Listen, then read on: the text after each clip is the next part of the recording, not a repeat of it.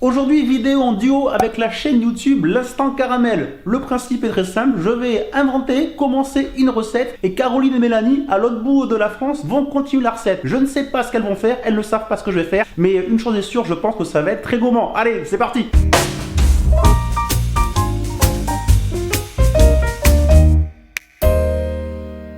Les apprentis chefs, bonjour, j'espère que vous allez bien et comme d'habitude que vous avez très faim.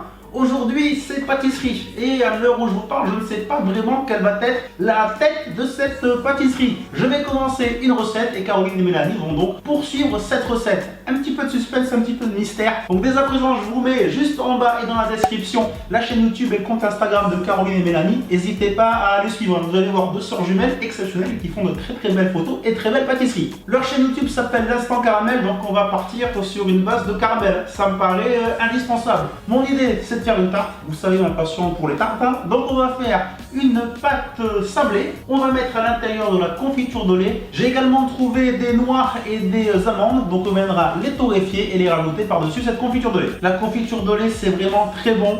Mais il y en a souvent, mais c'est quand même assez long à faire. Ah ouais, faut à peu près 2 heures. Recette longue, mais très simple. 1 litre de lait, 350 g de sucre, une petite pincée de sel et de la vanille. Arôme vanille ou une gousse de vanille si on en a, c'est encore mieux. Moi, je vais utiliser des gousses de vanille qui sont broyées. Ça donne aussi quand même bien le goût, c'est très sympa. Dans la casserole, je mets tous les ingrédients. Donc le lait, le sucre, la vanille et une pincée de sel.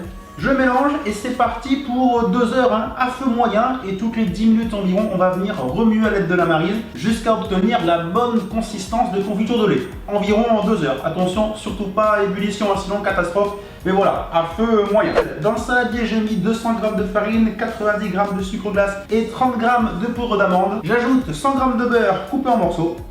À la main, j'effectue le sablage, donc je travaille le beurre du bout des doigts. Le but, c'est de ne plus sentir le beurre et d'avoir l'impression d'avoir du sable entre les mains. Voilà, on est bien. Regardez-moi ce sable.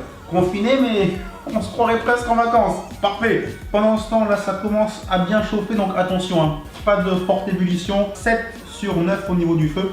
Et quand ça commence à bien chauffer, je réduirai un petit peu. Pas de sablé, je casse et j'ajoute un œuf. On se salit un peu les mains, voilà, il me reste à mélanger pour former ma boule.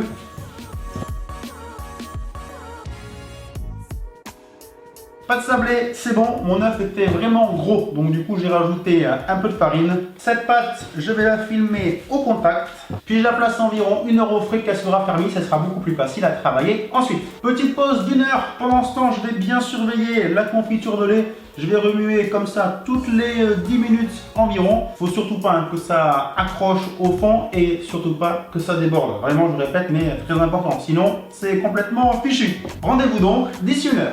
J'ai eu le temps de boire le thé tranquille. 1 heure après, nous voilà. La confiture de lait, ça a commencé à réduire. C'est toujours à feu doux là. Je suis à force 5. On surveille. Et à la fin, on va vraiment avoir un caramel, comme une crème de caramel. On continue, on laisse la confiture de lait se former et on passe à la cuisson de la pâte. 1 heure au frais, la pâte s'est bien raffermie, beaucoup plus facile à se travailler maintenant. J'ai fariné le plan de travail, à l'aide du rouleau, j'étale la pâte, je l'enroule sur mon rouleau et je la déroule sur mon cercle. Je finis de bien foncer la pâte, de bien la coller au cercle, j'enlève l'excédent avec le rouleau. Et avec les restes, je referai une petite tarte ou alors on peut faire des sablés, zéro gaspille. Je pique à la fourchette. Le four est chaud, c'est parti pour la cuisson. Donc là, j'ai quand même le temps. Il reste à peu près 3/4 d'heure avant que la confiture de lait soit prête. Donc je vais saisir la pâte à 180-190 degrés pendant quelques minutes. Et ensuite, je vais faire une cuisson lente pendant une demi-heure, 35 minutes à 160 degrés. Le but, c'est d'avoir une jolie coloration uniforme sur toute la pâte. Allez, en cuisson. Ça fait 1h30 environ que la confiture de lait est sur le feu. On commence vraiment là à avoir la couleur caramel qui apparaît. La texture commence à devenir un petit peu plus épaisse. On va juste retirer le dépôt qui vient se former à la surface. D'ici une demi-heure, je pense qu'on sera bon. Confiture de lait, c'est vraiment en moyenne 2 heures. Pas pile poil, mais quasiment. Environ 35-40 minutes de cuisson totale. Voilà, la tarte est sortie du four. Jolie petite coloration. Avec un couteau à dents, on va râper les bords. On est quasiment bon là. Elle a commencé à prendre un aspect bien crémeux. Encore, allez, encore 10 minutes et ça sera bon. Ça me laisse tout juste le temps de passer au four en position grille. Les amandes et les noix. On va faire ressortir toute leur saveur. On est pas mal, on approche de la fin. On a notre fond de tarte, jolie coloration, impeccable, bien propre. Les amandes et les noix torréfiées qui ont fait ressortir toutes leurs odeurs et tout leur goût. On aurait pu choisir d'enlever la peau des amandes en les faisant bouillir avant, mais je trouve pas ça dérangeant. Donc je me suis pas embêté, je les ai laissés. Et on a la confiture de lait terminée pour voir si c'est bon, hein, tout simplement pour voir si on a la bonne consistance. Avec la maryse ou avec une cuillère, on peut en prendre comme ça et si ça vient napper complètement la cuillère ou la maryse, c'est que c'est bon. La confiture de lait, ça peut se manger un petit peu n'importe quand, hein, si vous êtes très gourmand. Hein. Vous pouvez la mettre dans un bocal, vous la conservez au frais avec du pain, de la brioche au petit déjeuner, du pain perdu, tout ce que vous voulez. C'est vraiment très crémeux, goût de caramel, c'est délicieux. C'est également ce qu'on retrouve dans le Banoffee, cette pâtisserie d'origine anglaise.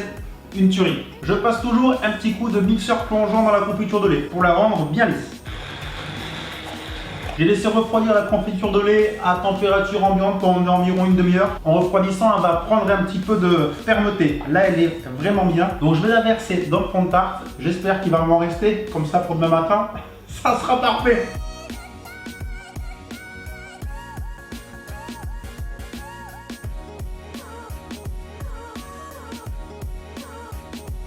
Il m'en reste la moitié. Ça fera même demain et après-demain, aucun problème. Et là, ça sent terriblement bon. Il me reste maintenant à déposer mes noix et mes amandes. Les apprentis chefs, ce début de recette est terminé. Pâte sablée, confiture de lait, amandes et noix torréfiées. On va quand même faire un petit test. Un peu d'amandes, un peu de noix. C'est vraiment... Mais c'est vraiment bon. Sucré, ça c'est sûr, hein, il y a quand même le stock de sucre, mais c'est vraiment terriblement bon. C'est maintenant à Caroline et à Mélanie de poursuivre la recette. Dites-moi en commentaire hein, si vous aimez ce style de vidéo. Moi je trouve ça en tout cas très sympa. La suite de la vidéo c'est maintenant, et quant à moi je vous donne rendez-vous très vite comme d'habitude. Ciao tout le monde, bye bye. Salut à tous. Tout d'abord, merci Polter de nous avoir proposé de réaliser cette recette ensemble.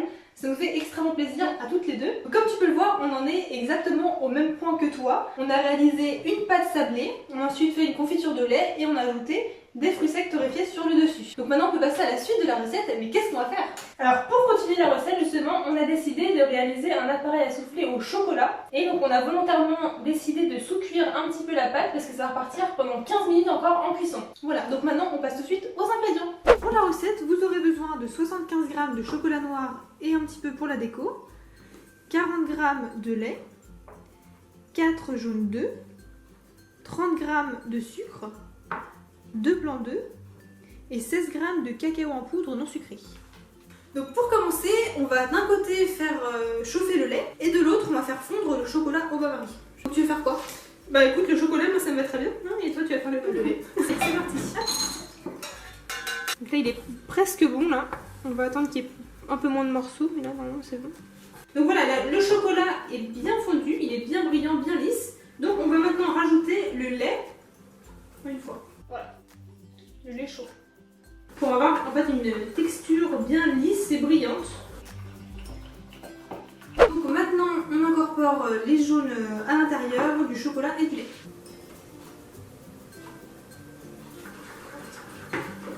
Donc voilà, ça y est, notre préparation au chocolat est terminée.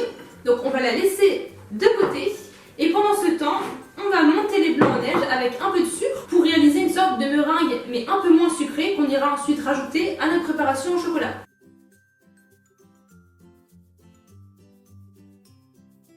Et donc maintenant, on va incorporer les blancs en neige délicatement dans la préparation au chocolat. Donc l'idéal, c'est de le faire en 2 ou 3 fois maximum. Parce que Je mets les blancs, tu mélanges après? Ouais, vas-y. Donc au début, voilà, pour un petit peu détendre, on peut être un petit peu plus violent. On n'est pas obligé de faire ça délicatement dès le début. Et après par contre, il faudra incorporer vraiment délicatement pour incorporer de l'air. La première fois c'est fait. Donc là du coup l'appareil on l'a un petit peu détendu, maintenant on va y aller plus délicatement. Allez vas-y, tourne, mélange. Et la dernière fois.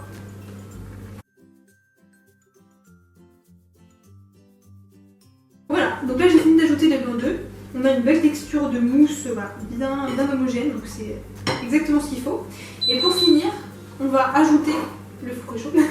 On va ajouter un petit peu de cacao en poudre non sucré qui va renforcer le goût du chocolat sans pour autant ajouter de sucre. Vas-y, je te le mets.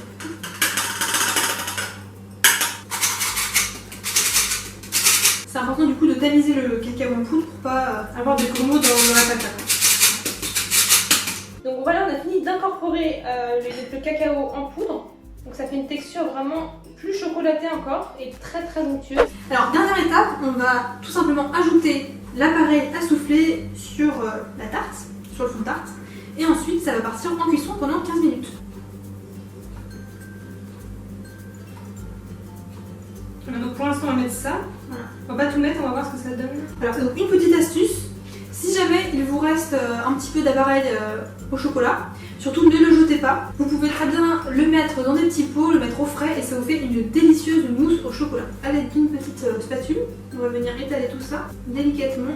Donc là on a fini, on a ajouté la préparation au chocolat sur le dessus, on a bien lissé à la spatule. Donc vous voyez il nous reste un petit peu d'appareil, mais bon, comme ça vous fera une mousse au chocolat. Et maintenant on enfourne tout ça pendant 15 minutes à 200 degrés. Donc ça y est, notre tarte soufflée vient de sortir du four. Elle est encore toute chaude, elle est encore un peu chaude. Donc là on l'a mise dans un petit plat de présentation et on va tout de suite passer à la décoration. Voilà, donc pour la déco vous aurez besoin d'un petit peu de chocolat noir et d'une rafle ou voilà, d'une microplane. Et après on va venir mettre un tout petit peu de noisettes concassées sur le dessus. Donc là comme c'est encore un peu chaud, le chocolat va un petit peu fondre sur la tarte, ça va être très sympa.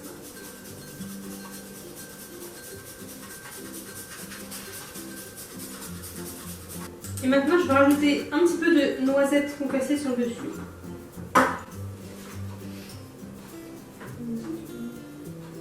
Donc voilà, ça y est, on a terminé la décoration. Donc c'est une super idée de tarte que vous pouvez refaire pour votre famille, vos amis, pour régaler tout le monde. En tout cas, on a pris énormément de plaisir à faire cette recette, toutes les deux. Ouais, c'était super. Donc voilà, on espère que ça vous a plu. Et on va tout de suite passer maintenant à la découverte.